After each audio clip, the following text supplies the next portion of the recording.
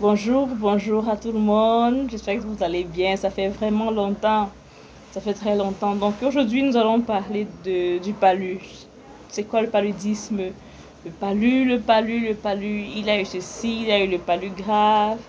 On a donné la perfusion, les injections. Comment est-ce que ça se soigne? Donc nous allons juste parler sur ce que c'est que le paludisme et comment est-ce qu'on doit éviter cela. Et lors des prochaines vidéos, nous allons voir comment traiter le paludisme.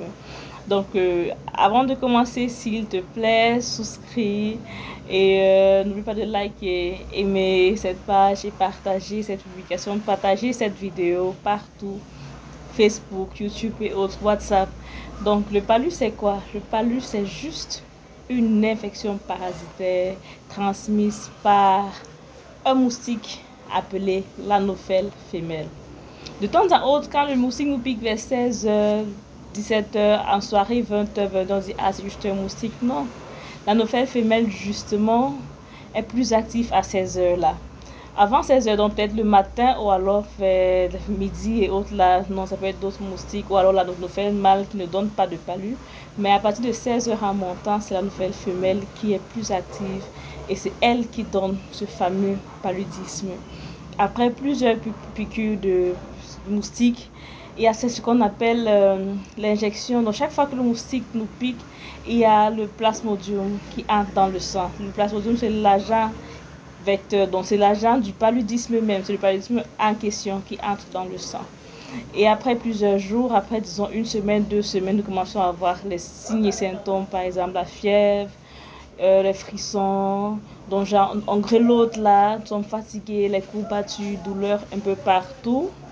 Et là, ce sont les signes annonciateurs du paludisme. Quand vous avez cela, il faut aller directement dans un centre de santé pour une prise de sang, pour une confirmation.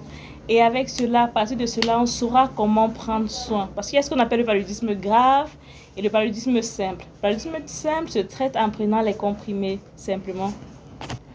Donc, comme je disais, le paludisme simple peut se traiter juste en prenant les comprimés. Pourtant, si c'est le paludisme grave, il faut absolument les injections, soit par perfusion, soit par injection au muscle ou à la fesse, genre voilà où il y a le muscle deltoïde, soit à la fesse, ou alors par les injections veineuses, par la voie veineuse. Donc voilà, nous savons ce que c'est que le palu, nous savons comment c'est transmis, nous savons les signes et les symptômes et comment prévenir. Tout simplement se rassurer que notre environnement est propre. Pas d'eau stagnante, pas de poubelle autour de la maison. À l'intérieur de la maison, on doit toujours nettoyer les surfaces. Dormir sous la moustiquaire, très important. Dormir sous la moustiquaire.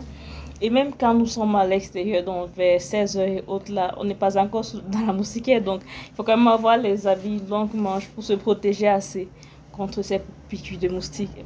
Voilà, c'était tout pour aujourd'hui. La prochaine fois, nous allons parler du traitement, de la prise en charge. Donc, si vous avez aimé cette vidéo, n'oubliez pas de partager, de liker, de vous abonner à ma page. Merci et à la prochaine.